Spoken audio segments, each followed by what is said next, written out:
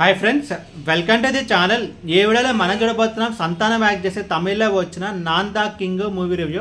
And ఈ movie మొత్తం చూసిన తర్వాత నా ఒపీనియన్ చెప్పాలి, నాకైతే పెద్దగా ఏం నచ్చలేదు.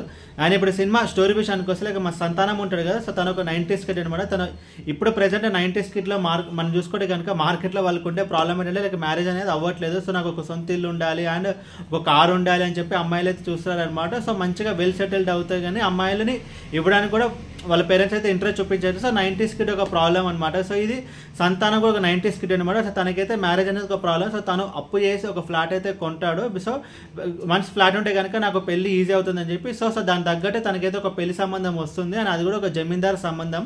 సో ఆ జమీందార్కి వారసులు ప్రాపర్టీస్ మొత్తం అమ్మాయి పేరు మీదే ఉన్నాయి. సో వాళ్ళు ఇద్దరు పిల్లలు, సో ఒక అన్నయ్య అని ఒక చెల్లె. సో అమ్మాయి నువ్వు చేసుకుంటే కనుక సో జమీందార్ ప్రాపర్టీస్ అనేవి నీకు వస్తాయని చెప్పి ఒక జాతకం చూసాడు. సో అతనైతే చెప్తారనమాట. సో అప్పుడు సంతాన మ్యారేజ్కి అయితే ఒప్పుకుంటాడు. ఇక్కడ మ్యారేజ్ జరిగిన తర్వాత ఒక ట్విస్ట్ ఉంటుంది. లైక్ ఆ ట్విస్ట్ అంటే కనుక లైక్ ఆల్రెడీ వాళ్ళ జమీందార్ ఫ్యామిలీనే, కాకపోతే వాళ్ళు ఏంటంటే వాళ్ళు మొత్తం లాస్లో ఉంటారు. లైక్ ఇన్ఫాక్ట్ చెప్పాలంటే వాళ్ళ ఫ్యామిలీ మెంబర్స్ మొత్తం సంతానం ఇంట్లోనే ఉంటారు. తనకి కొత్తగా తీసుకునే ఫ్లాట్ అండ్ వాళ్ళ ఫ్యామిలీని కూడా ఫీడ్ చేసే సంతానం అనమాట. సో ఇది అలా ఉంటే నా తర్వాత ఏం జరిగింది అనేది మిగతా స్టోరీ.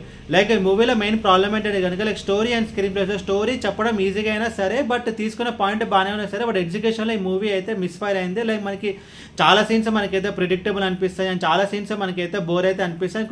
అండ్ ఒక ట్విస్ట్ ఉంటుంది. ఆ ట్విస్ట్ చుట్టూ ఉన్న స్టోరీస్ అయితే కొంచెం బాగానే ఉంటుంది. అండ్ టెక్నికల్ డిపార్ట్మెంట్ విషయానికి వస్తే background score okay, and cinematography and actors performance విషయానికి వస్తే like each and every person వాళ్ళ రోల్స్ తగ్గట్టు బాగానే చేస్తారు. అండ్ సెకండ్ హాఫ్ ఫస్ట్ హాఫ్తో పోల్చుకోవడం కనుక లైక్ సెకండ్ హాఫ్తో పోల్చుకుంటే ఫస్ట్ హాఫ్ అనేది కొంచెం బెటర్. లైక్ ఫస్ట్ హాఫ్లో కొంచెం స్టోరీ ఉంటుంది అండ్ కొంచెం కామెడీ సీన్స్ కూడా కొంచెం బాగానే వర్కౌట్ అయ్యాయి. బట్ ఓవరాల్గా చూసినప్పుడు మనకైతే కొంచెం మూవీ అయితే మనకి డిసప్పాయింట్ చేస్తుంది. లైక్ పెద్దగా కొత్తదనం అంటే ఏమి ఉండదు. మనకి చాలా సీన్స్ మనకి ప్రిడిక్టబుల్ అనిపిస్తుంది అండ్ ట్విస్ట్ ఉంటుంది.